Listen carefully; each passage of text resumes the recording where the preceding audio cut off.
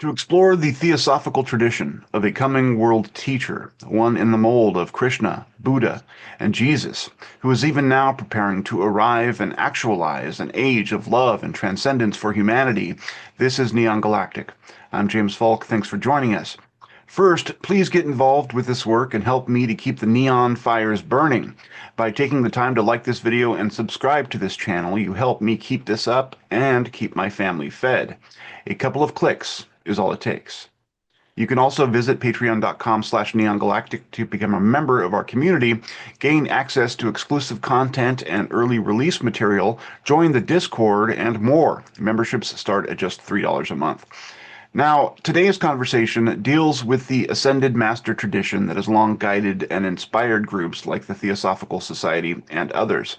According to this idea, as I understand it, the most developed souls of our species, rather than fully ascending back to unity with the divine upon completing their own cycle of reincarnation, often choose to linger on in this material plane to help their fellow beings complete their spiritual path. These are the ascended masters of wisdom, those few bright spiritual lights who've long worked to help our species find its path. It is claimed that this process culminates every 2,000 years or so with the arrival of a world teacher. As I said, Krishna was one, as was Buddha, and Jesus Christ. The adherents to this philosophy believe we are approaching the manifestation of this teacher in our times, the upcoming advent of Maitreya. Now, how does this relate to our usual conversations around UFOs, NHI, consciousness, spirituality, and human potential? For one, this storied tradition accommodates the presence of outsider intelligences, NHI, who they believe are similarly invested in helping humanity to survive and thrive in spite of all the current crises unfolding across this planet. It also works as part of an ontology that includes the presence of a transcendent realm, one from which our souls have descended and one to which we shall ultimately return. Our guest today is spiritual teacher Dick Larson from the nonprofit and non-denominational advocacy group Share International, who has long been a spokesperson on these topics. As a student of esoterica, I've encountered these ideas and have long been intrigued by their resonance with other storied traditions in history. Is the time of Maitreya, a New World teacher, actually coming? Is there a plan? How can we tell? What might that mean, and how could it impact our lives? Our mission is to explore these ideas and try them on, hold them loosely, yet learn what we can from every nuanced perspective. Today, we have a worthy guide. Welcome, Dick. Thank you, James. Great to be on your show. What a great introduction. Thank you. Oh, well, no, it's my pleasure, and you deserve it, and this subject, I think, deserves it.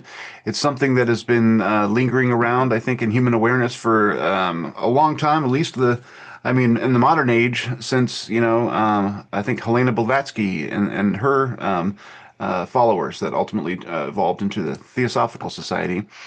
But let me first start sort of getting an introduction from, who you are and what Share International does and what kind of work it goes about. Sure, thank you. My name is Dick Larson, and I live in Southern California. And the weather here is beautiful. Sorry if yours isn't. No, and, usually it's okay. Yeah. I grew up Christian and really loved my church and the people in it. And for a while, I was going to be a preacher. And then, life got a hold of me and I went on, and those things fall away. Excuse me. Then I started studying some of the other religions of the world just to kind of get a feel for what they held and what they taught. And then a man named Benjamin Creme, C-R-E-M-E. It looks like cream, but it's actually Creme. He lived in London. He's a Scotsman who lived in London. And he came to the United States every year. And a friend told me I should check him out. Every year he goes to New York and gives a lecture. Then he comes to Los Angeles, gives a public lecture. Then he goes to San Francisco, gives a public lecture. Then he goes over to Tokyo and gives a lecture. And he travels around the world. Now he's gone now. He passed away a few years ago in his 90s. But he traveled the world for about 40 years giving out the teachings of the ageless wisdom, which is what theosophy teaches. You mentioned Blavatsky. Absolutely. She was a very strong Russian woman who knew about the masters of wisdom, the ascended masters. She even went up into the Himalayas and visited them. I mean, nothing could stop this woman. She wrote a book. She had some writings. Then along came a woman named Alice A. Bailey, who wrote about 20 books. She was the intermediate revealer of the ageless wisdom. And she wrote about 20 books, which are available. And some of them are quite challenging to read. Some are easier. I would suggest ponder on this if you're going to read any Alice Bailey. Then Benjamin Creme came into the scene in the 1970s, and he was the teacher of the most recent, the updated ageless wisdom. His job, and he accepted it as a volunteer, his job was to tell the world that the teacher for the age of Aquarius is coming. In fact, he's here now, is coming, and that he is going to be teaching humanity how to live life along the path that was designed for us. So these masters of wisdom are, well, before I go into that, I went to Benjamin Creme's lecture, and I understood about 15% of it, and the rest of it just went right over my head. But it was enough to really pique my interest because it made sense to me. It was just kind of common sense stuff for me. So I started reading Benjamin Creme's books. He has about, I think, 16 books on Amazon.com. I'm not here to sell books, but if you want to check out more, Benjamin Creme is available on Amazon.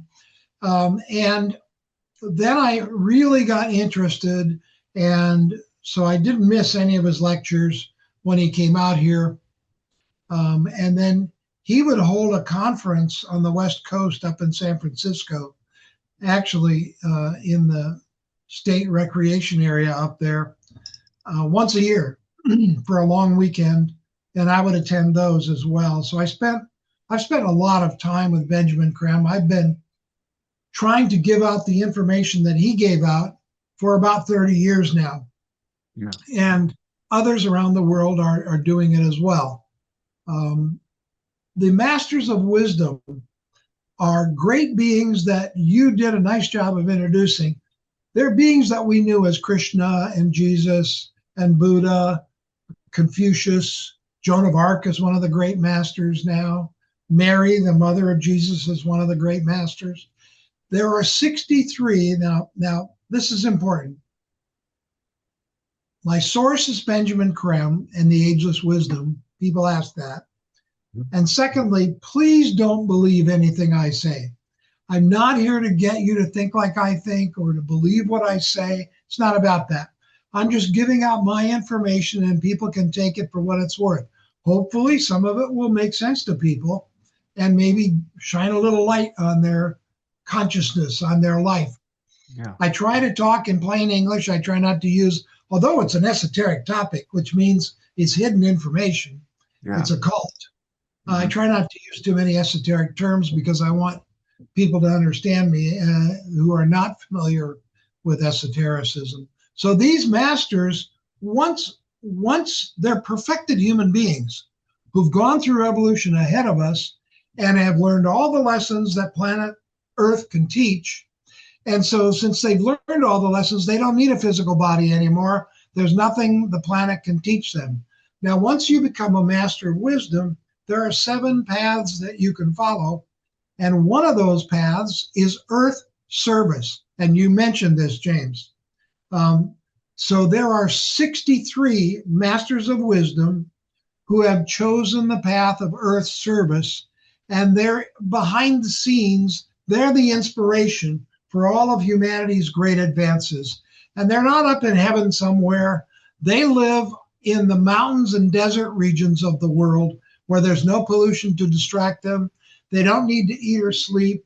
They work 24 hours a day. They all have their area that they're in charge of working in. And these great beings, every 2,000 years, one of these great teachers comes to help humanity. You mentioned the Buddha and Jesus. They both came roughly 2,000 years ago at the beginning of the age of Pisces. And Jesus was the teacher for the age of Pisces. Jesus taught the love of God. The Buddha taught the wisdom of God. The world teacher for this age of Aquarius, which is now starting, is named Maitreya, Maitreya, Maitreya. It's Maitreya. Sanskrit. Okay. It means the happy one, the one who brings joy. Yeah. He's the teacher for the age of Aquarius, who will be coming forward openly to humanity very soon. And he's here to teach God's will. So we're going to finally try to find out what God's will is. So wisdom, love, and will. Those are three of the greatest teachings of spirituality. And that's where we stand. Yeah. That's all fascinating. I want to break into some of that. So first off, part of what I often explore on this show is ontology, like, different conceptions of what the universe is and how it works. A lot of, the perennial philosophy basically involves that we are in a cycle of reincarnation on this planet and that we're working toward spiritual perfection to ultimately reunite with God. It sounds like that's what you're talking about. The ageless wisdom is pretty much the perennial philosophy. Maybe that's just a, confusion of terms a little bit. My question to you is, can you give us a sort of a broad explanation of what the universe is under this ageless wisdom that you're talking about? Universe is life. Okay. It's life. Humanity is everywhere, literally everywhere out there. And the universe is made up of galaxies. Millions of galaxies. Now, we can only see a few of them from where we are. The Hubble telescope is helping us. But you're absolutely right. It's all about learn and grow. Learn and grow. Evolution. Now, Darwin had the physical part of evolution, right? But he didn't know about the emotional evolution, also called astral. Same thing. Mental evolution and spiritual evolution. Those are all in play throughout cosmos. Now, you're right. Our job is to spiritualize ourselves. We get more than one try. We have thousands of lifetimes, actually hundreds of thousands of lifetimes. And thank goodness the soul is eternally patient and just waits for us to start waking up. And then when we wake up, the soul can go to work and try to inspire us to do God's will, which we're going to find out more about with Maitreya and the Masters coming forward. So each lifetime, though, the soul remembers where we left off in our growth, our consciousness growth, our spiritual growth. And so when we're born again, we pick up right where we left off. So we're constantly evolving and learning and growing until we've learned all the lessons the planet has to teach us. And then we become masters and decide where we want to go from there.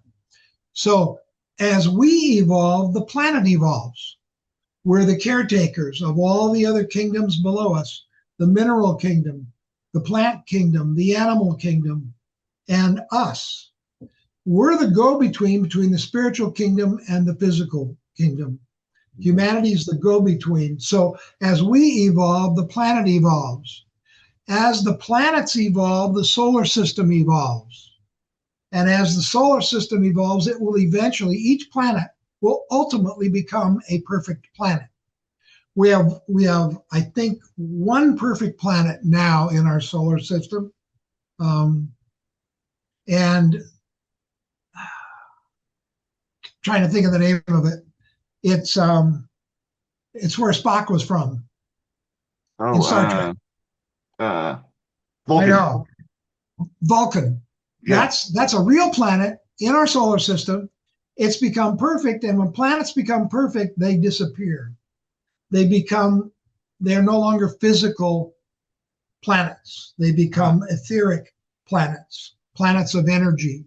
Well, that's where all the planets are going to eventually go. There's humanity on every planet. We can talk about that later if you'd like to, and I'll explain how that could possibly be.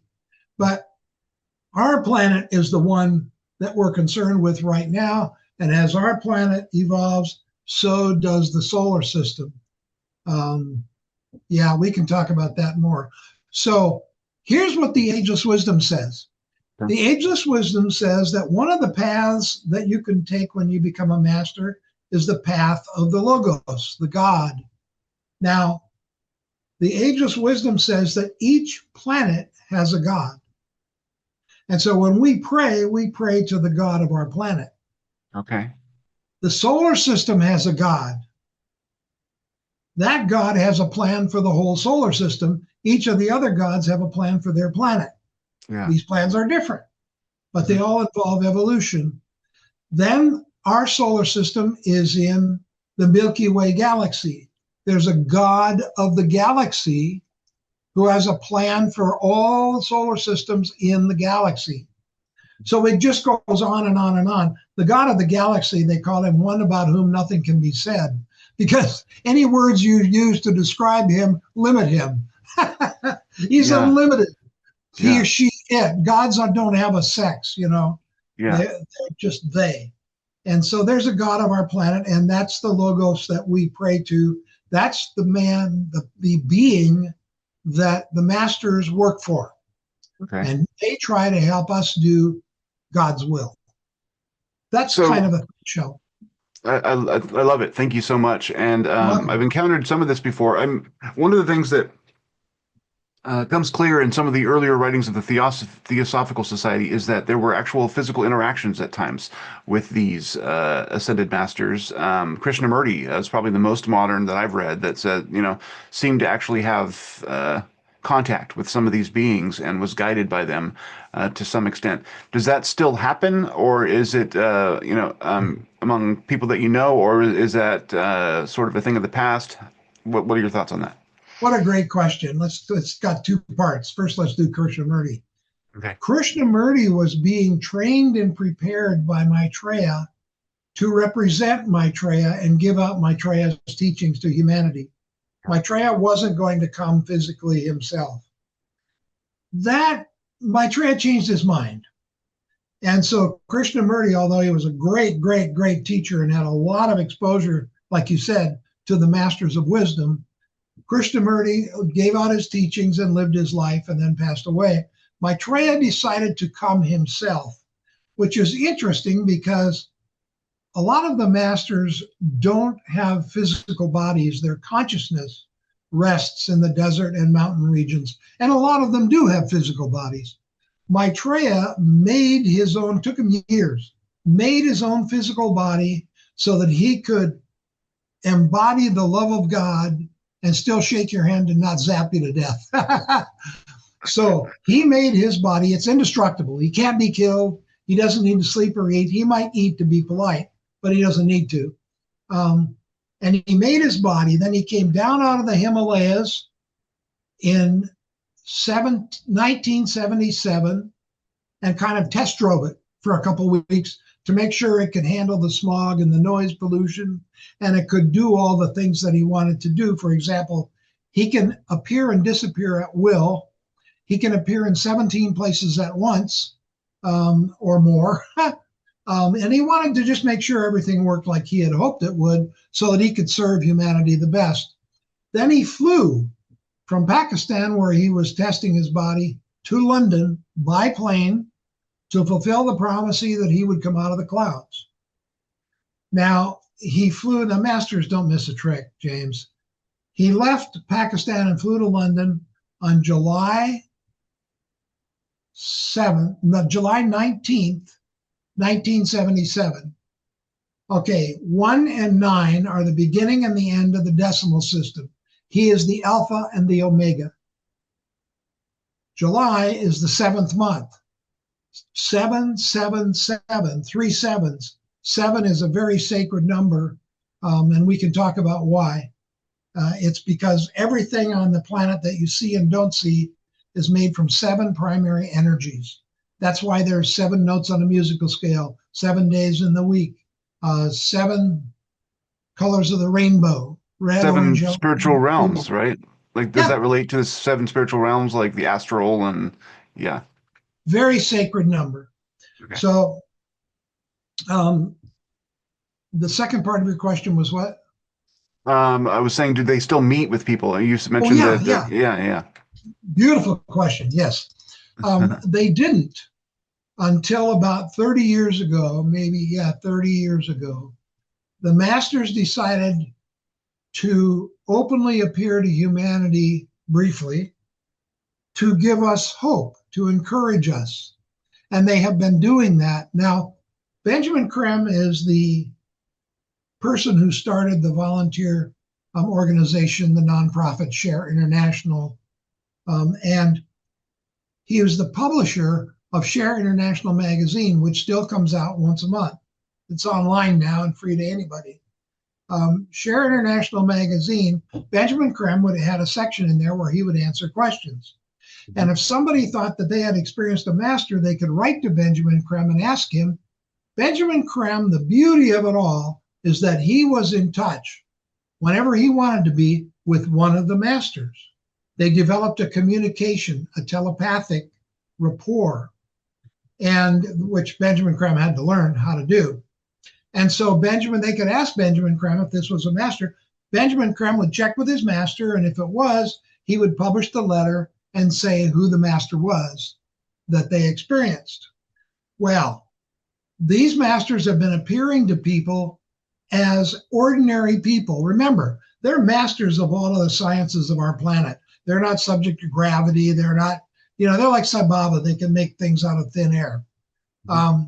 And so they have appeared to people as men, as women, as young people, as older people, every race, poor, wealthy.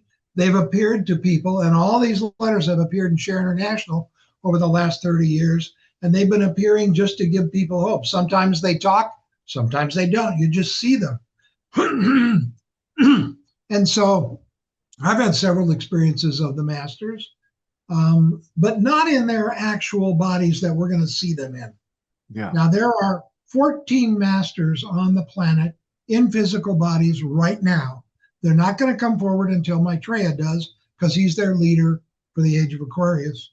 Yeah. But they're in major cities around the world: Rome, London, Darjeeling, Geneva, New York. There's a master in New York. Out here in the West, there's a master in the San Bernardino Mountains. There are masters, Geneva. There's masters in all these Moscow, great countries. There's 14 masters in these great cities. And they'll be coming forward before the age is over, the next 2,250 years. Before the age is over, there will be 40 masters walking on the planet, making suggestions to us. There'll be a master in every aspect of life. There'll be a master in healthcare, master in government and politics. There'll be a master in the arts. There'll be a master in science. There'll be a master in every aspect of life, education. And they will be making advice and giving advice, suggestions. They would never force us to do anything because our free will is sacred. So they're here as teachers. Yeah. What is the, I mean, when can we sort of anticipate? I mean, we're obviously, I mean, I'm sort of confused start here, but we're obviously in crisis mode on this planet. I mean, like everywhere you look, there's just bad things happening, and Yes. humanity seems confused. Part of what I cover here is the disenchantment of our species. As we've gotten more mechanical and now more computerized, we've lost touch with what it means to be an ensouled individual. And I think that, I think part of the population is starting to pivot and try and reclaim that, ancient practice of connecting to the universe, but the vast majority of people aren't. What is Maitreya's role in that, and what is the timeline we can look for if he's going to manifest in a way that makes concrete change on the planet? What will that look like? Well, Maitreya, I'm sorry, I keep mispronouncing Maitreya it. is probably going to come forward. Now, this is not official, but Mhm. my best estimate is within the next 2 years. Okay. Now, he's here now. His home base is London, That's his base of operations. He lives in the Asian community of London. Now, Benjamin Creme said that his physical body, he'll look like every man. So it'll be interesting to see what he looks like. I'm told he's in a male body. He's about 6'3", and his base of operations is London.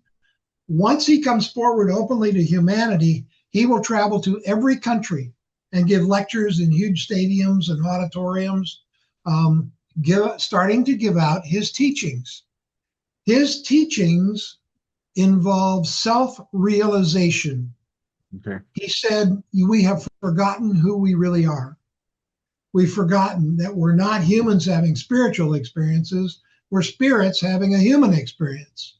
And we've lost touch with that. So he comes to remind us who we really are, that we're sacred beings, all at different levels of evolution. So we all have different levels of expressing our divinity, but we're doing the best we can. You know, everybody's doing the best they can. And he comes to remind us that ultimately we are spiritual, we are sacred, and that's the aspect that we should give forth to humanity. So what's going to happen is, now this will take time, he will be with us, walking amongst us for the next 2,000 years. He's not going anywhere. The other masters, some of them will come and go. Some of them will be here the entire time. And they all work on their area as assigned to them by Maitreya.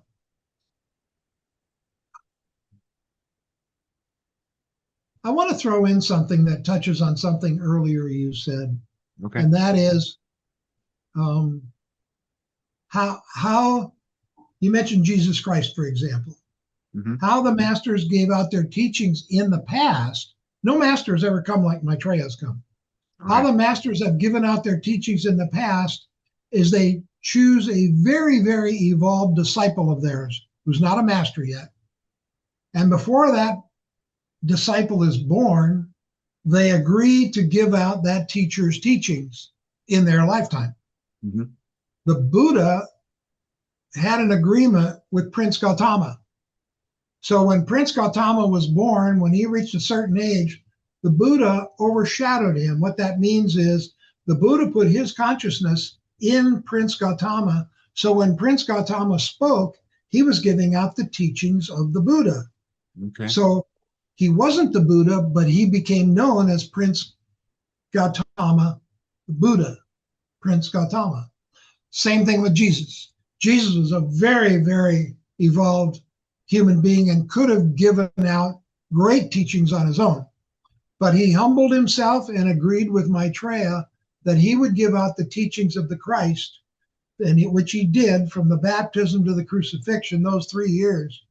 And so when he gave out his teachings, they were the teachings of the Christ because Maitreya's consciousness was in him. And so he became known as Jesus the Christ. He wasn't the Christ, but he became known as that. That's the age-old way the masters have always given out. Maitreya gave himself out through Krishna. These other teachers have all been disciples of the masters giving out the teachings. Now they're great masters themselves, of course. And so that's how the teachings were given out. This is special.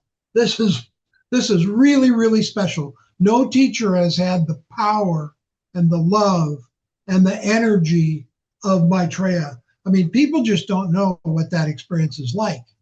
He's going to give out his teachings, but more than that, we're not only going to hear it, we're going to feel it. We're going to be able to visualize it and live it. So it's more than just teaching. It's really putting his presence in humanity so that we can turn around and start walking on the path that was designed for us. All major religions and humanity itself has lost its way. Yeah. So, for example, Jesus comes to get the Christian church back on track. There'll be no more popes.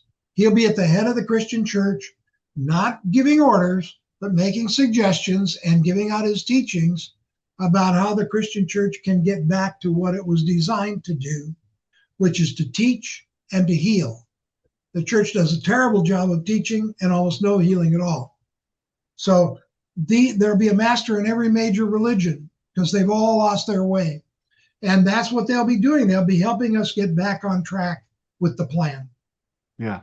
And I think from implicit in what you're saying is that all the religions are basically teaching from the same fundamental reality. Like they're all different Absolutely. paths to the same unity, and that they're like flavors of the philosophy, but they're not, mutually exclusive. So, sounds like in this reality, gone would be the days of, well, the Buddhists are evil or the Muslims are wrong. It would just be a more inclusive path choosing that you'd make as you decide what, how you want to worship, sort of. You nailed it completely, James. That's exactly right. The ageless wisdom is as old as humanity, and it's been given out verbally first over the eons, and then finally by Blavatsky and Bailey, and then Benjamin Creme. So it's been around forever. All of the major religions are said to be based on the ageless wisdom teachings. And so you're absolutely right. They all come basically from the same source, and they each have a little different path, and people are drawn to one path or another to help them grow spiritually. And then once you reach a certain point, you don't need a religion anymore. Benjamin Creme calls religion a ladder, and it helps you get to the top of the roof. And once you're on the top of the roof, you let other people use the ladder, and now you move on with your spiritual teachings from there. Yeah. So I don't myself. I don't go to church anymore, but I love the Christian church and the Christian teachings.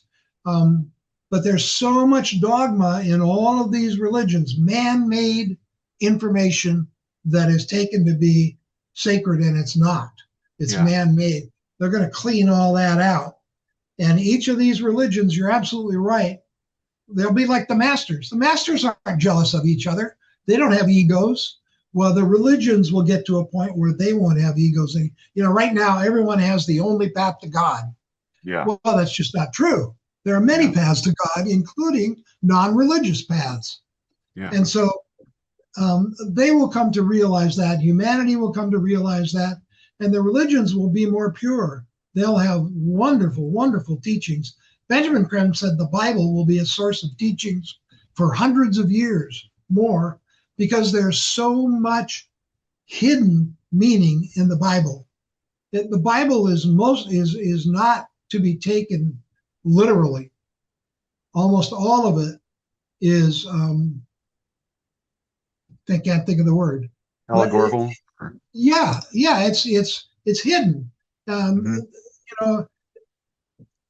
One of the great laws of the universe, God's great law, is the law of cause and effect, the law of karma. In the East, they call it karma. We call it cause and effect. Jesus taught it very simply. As you sow, they were farmers. As you sow, so shall you reap. Yep. That was nothing more than karma. He was teaching them the law of cause and effect. Our scientists call it the law of action and reaction. For every action, there's an equal and opposite reaction. Same law, taught in different ways. And that's the way the masters teach. Yeah. If someone, from your perspective, like I have a spiritual practice, I know a lot of people are developing theirs or turning to religions to find theirs. If someone wants to try to pursue on their own, perfecting, their spirit, what's a method that you think that works? What should people be doing if they want to try and evolve themselves? Very good.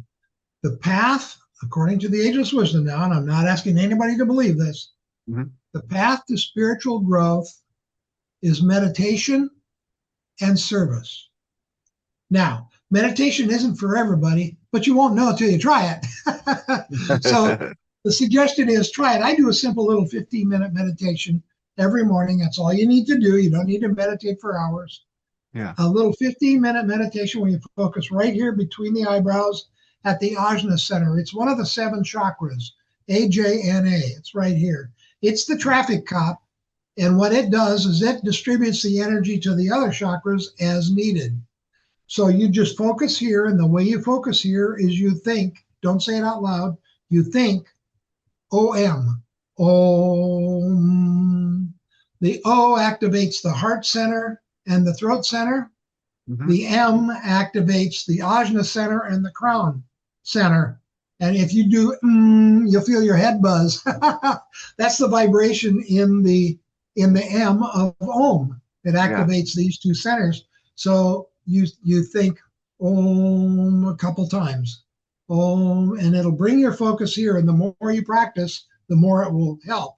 And then you just focus on anything. I have a painting in front of me, a spiritual painting. Benjamin Creme was an artist and did a lot of real spiritual paintings. They're also available to view on the Share International website, which I'll give out later. And I'll But have it on this description as well, so folks can find it there. he had, thank you, he had lithographs made of his paintings, and I have a lithograph of one of his. You can see over my shoulder one of his paintings. It's called Meditation. This is a lithograph of meditation. It shows the heart center, the throat center, the ajna center, and then the crown. And that's one that he did called Meditation. I have another one here, and I just look at that when I meditate. But some people look at a candle. Some people have a Bible in front of them or some sacred book. But whatever you want to focus on, if you want to focus with your eyes closed, that's great. It eliminates distractions. And you just focus for 15 minutes. When your attention drops, here's what's going to happen. All of a sudden, you're going to be looking down, or even if you keep your head up, your eyes will be looking down. That means your attention has just dropped to your solar plexus. Well, your solar plexus is the seat of emotion, and we don't want to focus there. Yeah. You want to focus back up. So then you think Om a couple times and bring it back up. And if you don't know if 15 minutes is up, you just open your eyes and look at the clock. Oh, I got 3 minutes to go. You go back to it. Yeah. That's a simple meditation. Anybody can do it. It has nothing to do with any religion at all.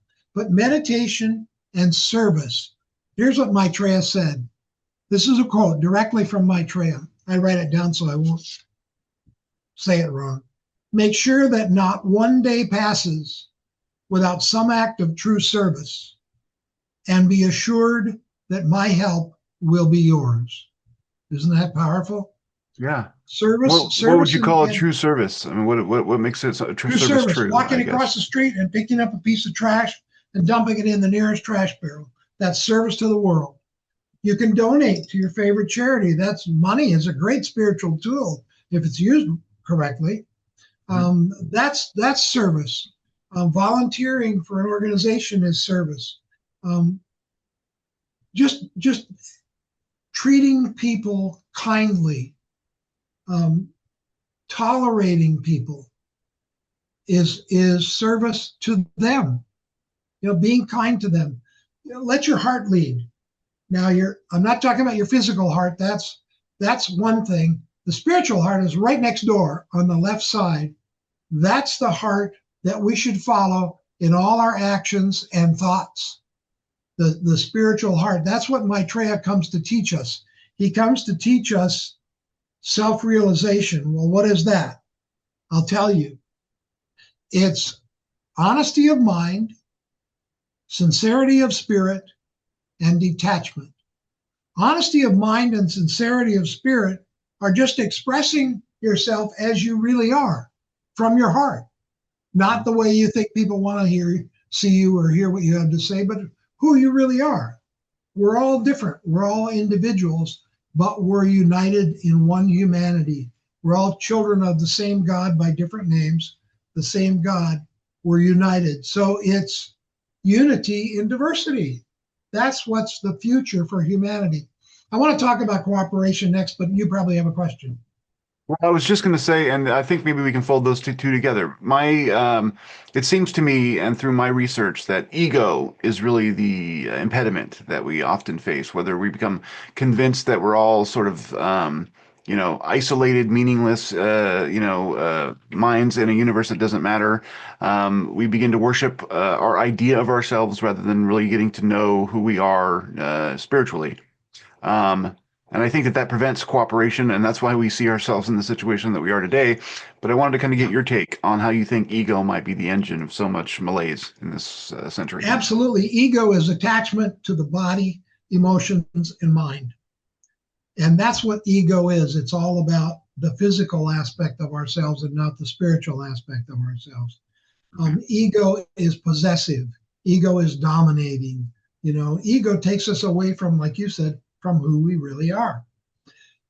Every major religion, including and philosophy, including the ageless wisdom, says that humanity is made up of 4 aspects.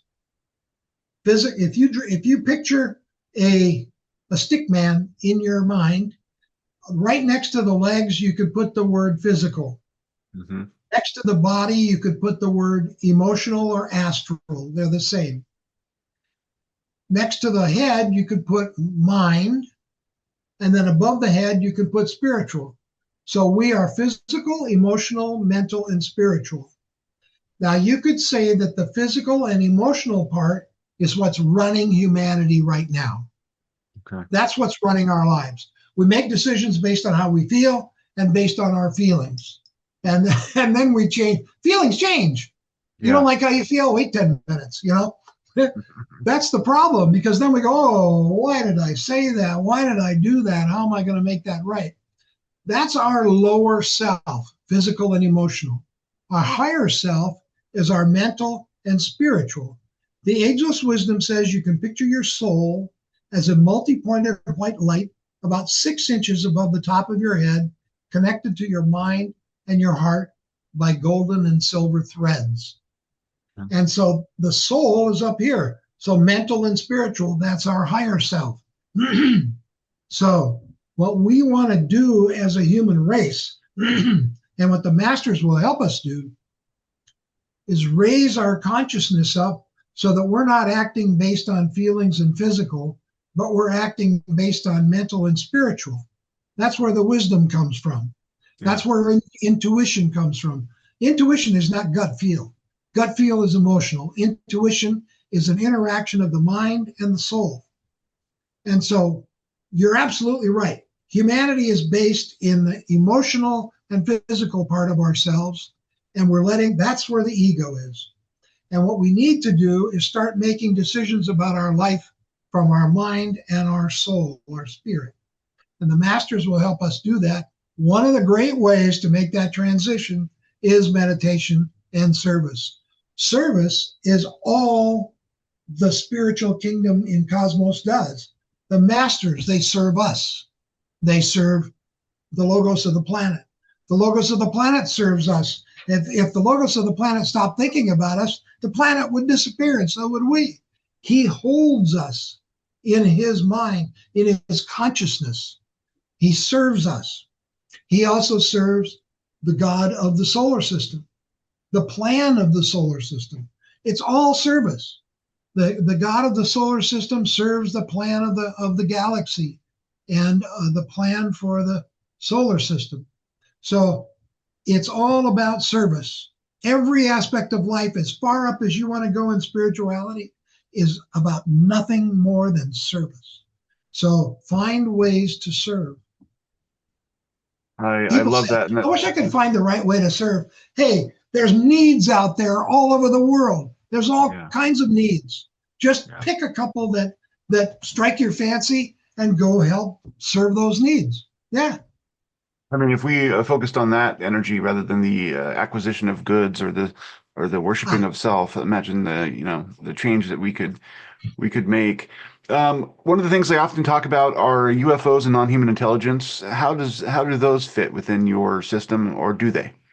I had read somewhere where NHI, there are beings that are not, planetary in nature, but that try to assist us as well, perhaps work in service. Is that something that you ascribe to? Sure. Benjamin Creme worked with George Adamski, who was one of the early contacts, who had tremendous contact with the space people. I don't call them aliens because that's a horrible name made up for them by the Western Hemisphere, who wants us to be afraid of them. Yeah. They're not harmful.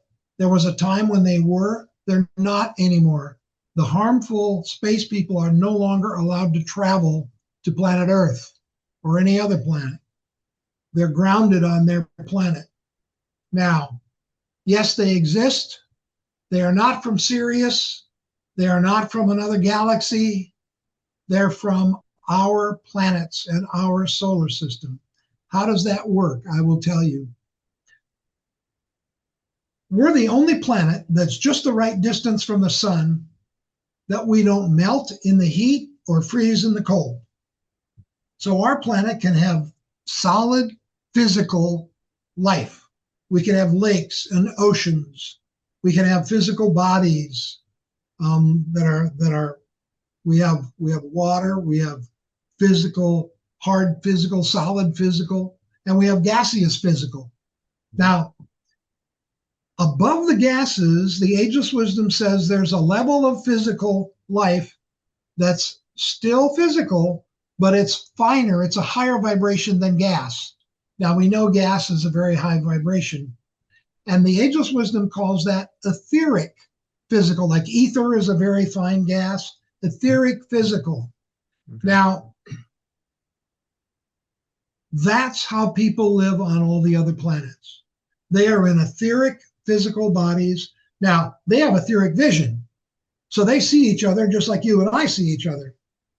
Some people on the planet Earth have etheric vision. Those are the people who see auras. Mm-hmm. That's the beginning of etheric vision. So they have etheric vision. They see each other. They have trees and houses and pets and you know, all over their planets, all the planets. We land a camera on Mars, it doesn't see any people. No, because they're etheric physical. Now, here's the trick. These space people can lower the vibration of their etheric physical body and temporarily become solid physical.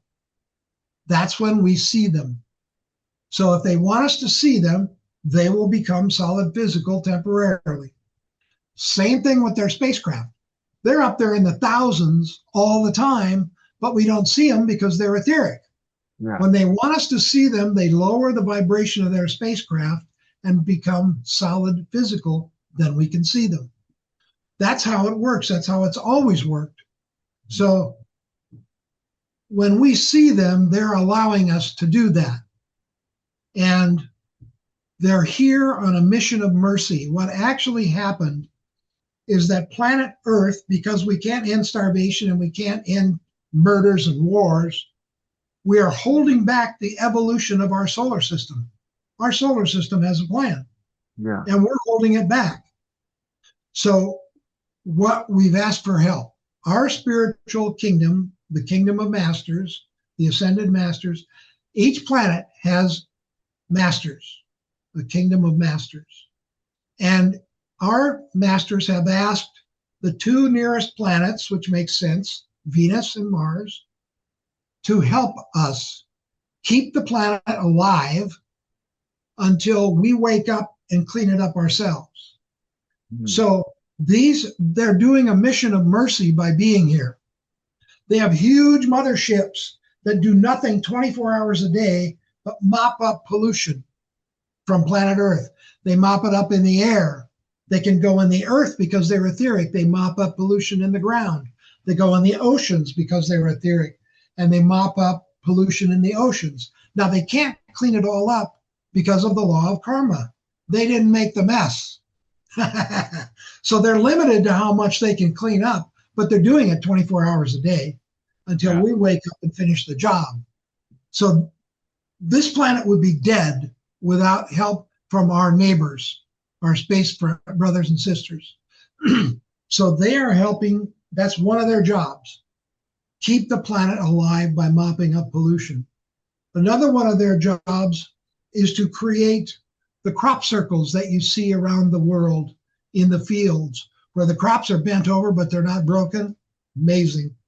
Yeah. And they are made in these huge, beautiful designs, sometimes 3-4 football fields big, huge, beautiful designs. What they do, their craft are so sophisticated that the machinery of their UFOs respond to human thought. They don't push buttons and pull levers to drive their UFOs. They think. They think where they want to go and how fast they want to get there, and then the UFO just responds. That's how they operate their UFOs. So what they do, they think up a design, a pattern they want to make for a crop circle. The UFO comes down, hovers over the ground. Now it's etheric, so you can't see it. You can't see it. And within seconds, that crop circle is made and they're gone. Some people have witnessed the light coming out of the UFOs to make the crop circles. And so then once they make the crop circle, they're gone. So their crop circles are to remind us, to let us know in a very nice way, they're a calling card, to let us know that they're here and that they're here and they're friendly. Yeah. They only usually appear to people who aren't afraid of them in their UFOs.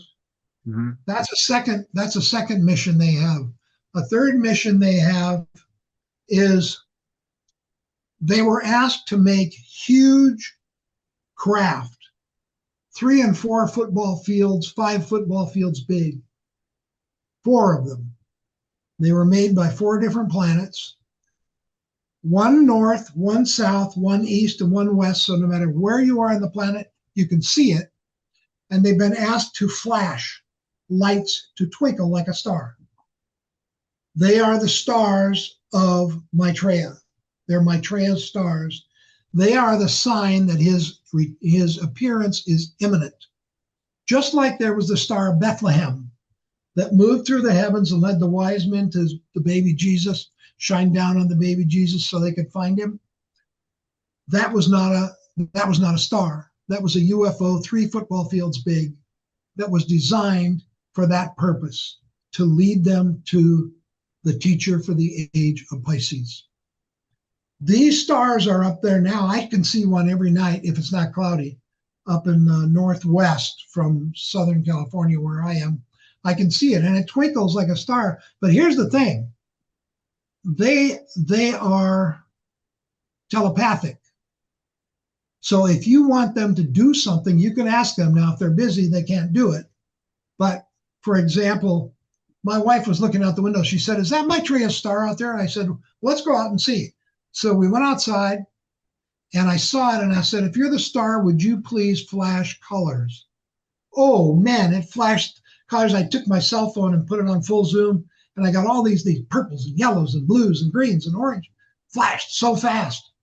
And then I said, "If you're the star, would you please move?" And we waited, I don't know, about 30 seconds. You have to be patient. And it went down and over and back. And I looked at my wife and I said, "Did that move or did I make that up?" And she said, "No, that moved." So these stars are there as a sign that the teacher for the age is coming forward very, very soon, imminent. And once he comes forward, they will go away. But that's one of the third mission of the space brothers and sisters.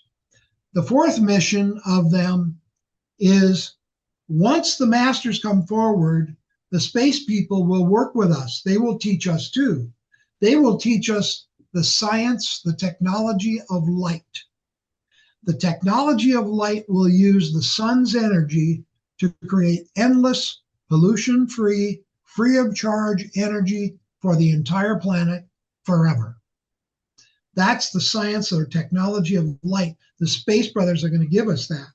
But they're not going to land on the White House lawn and say, "We're here." This isn't their planet. They're not coming forward until the masters come forward, because the masters were all from planet Earth and evolved and became perfected human beings. So they're going to wait and come forward when the masters do. But in the meantime, they're trying to let us know they're there. They'll appear in different ways. So if you want to go outside, look for a star wherever you are and see if it twinkles colors. They often twinkle colors. Stars can't do that. They only twinkle white. So those are the 4 purposes of the UFOs for planet Earth right now. And I'll tell you, it's a great time to be alive because we are going to see unbelievable changes, some of them very quickly. Benjamin Creme said that, and again, his information comes from one of the masters.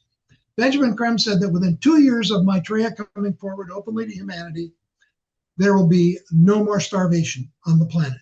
It will be gone. See, there's like a 14% per capita surplus of food, but it's not getting distributed. Yeah. And these little dictators grab it all and hold it. It's not getting distributed. And in the West, we keep it in our granaries, and if we don't get the right price for it, it sits there and rots. Yep. Well, that's not going to happen anymore. Masters are going to set up a unique division of the United Nations to share the resources of the planet, which is what we should have been doing all along. And what they're going to do, they're going to take an inventory, this organization is going to take an inventory of the production of every nation and an inventory of the needs of every nation.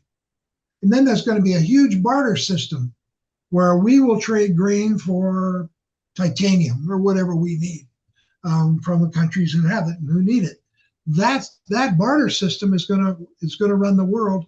And like you said, we won't have everything we want, but we'll have everything we need.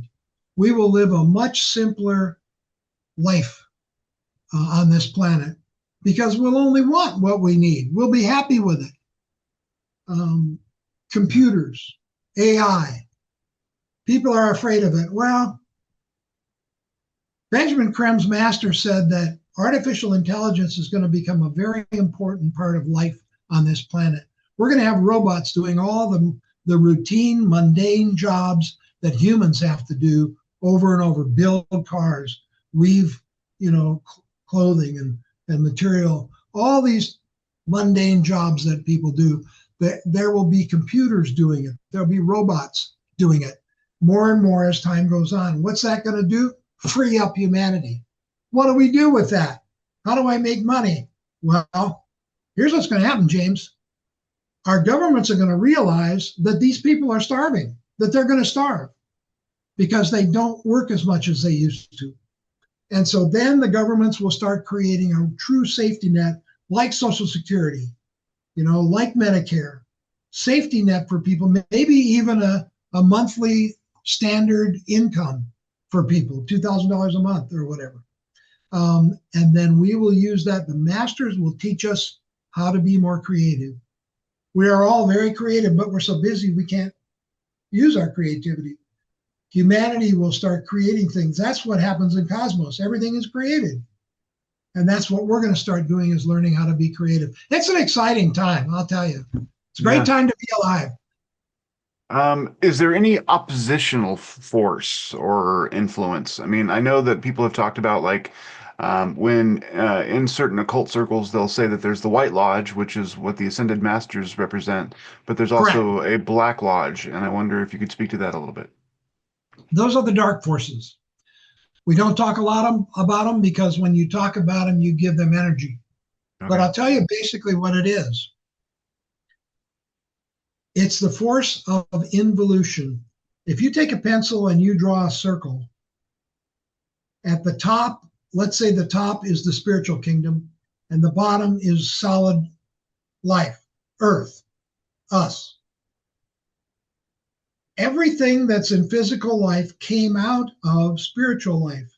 That's the process of involution. Everything that's spiritual, you said this in your introduction so beautifully, everything that's physical will ultimately return to spirit. That's the process of evolution. Okay, there are great beings that support the process, great archangels and beings that support the process of evolution. There are also great beings that support the process of involution. If they weren't there, the planet would break apart. They're holding the physical life together. That's their job, these great, great beings. Well, what happens is sometimes the beings of involution slop over onto the evolutionary side of the arc and hold back evolution. That's what we call evil. Okay. Those are the dark forces. They're over anxious. They're over energetic. They slop over and start holding back evolution, and those are the dark forces. Well, are they fighting the appearance of Maitreya and the Masters? Oh boy, are they ever. Benjamin Creme, at one of the conferences I went to his conferences for about 30 years. At one of them, he said, my master is so busy fighting the dark forces right now, all the masters are, that I can't talk to him right now. I can't get information from him right now. And the masters, they know what's going to happen. They know they're going to win, that the spiritual forces of good are going to outweigh the spiritual forces of bad.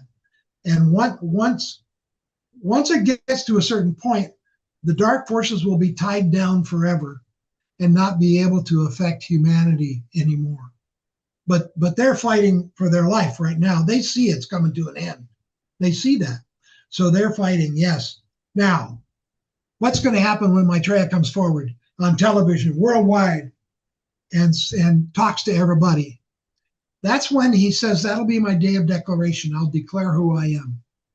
He said, I will not infringe humanity's free will. People will see me, and I will say, I am the teacher for the age of Aquarius. I come to help you get back on the plan. And Benjamin Creme said there'll be three reactions, basically. One reaction will be, I like your suggestions, I want to help. Another reaction will be, whoa, whoa, whoa, I'm going to wait and see. I'm not sure if you're good or bad. Well, the tree is known by its fruit, so eventually they will see that everything he says is true and happens, and that he does nothing but good. The other third is going to say, look out, Antichrist, bad guy. That'll be the reaction to Maitreya when he comes forward. Mm-hmm. In fact, the Antichrist for our time is gone, and I'll explain that. The Antichrist is an energy, not a person. It's expressed through a person. It was expressed 2,000 years ago through the Emperor Nero. You know the old saying, Nero fiddled while Rome burned. Nero single-handedly destroyed this great Roman Empire. Well, it's released on purpose to destroy the Roman Empire to pave the way for Christendom, which it did. Well, later, and everybody knows who it was if they think about it, the Antichrist was released in our era through Hitler, Mussolini, and a couple Japanese generals. They were the Antichrist for our time. They were beaten down by the Allied forces, and the Antichrist for our time has come and gone. That's good news. I want everybody to know that. Don't worry about it. Don't worry about it. Now, don't believe me. Just trust your own experience. When you experience Maitreya, trust it. Trust your heart. Your heart will never lead you wrong, because the heart is the seat of the soul. So trust your heart. So that's kind of what's going to happen when he comes forward. There'll be three different reactions. Yeah, I love it, man. Thank you for this conversation. I feel like we covered a lot. And I hope what you are talking about comes true. I think we as a species need help. So hopefully it comes sooner rather than later. James, you said it. That is the purpose of my doing these talks, is to give people hope.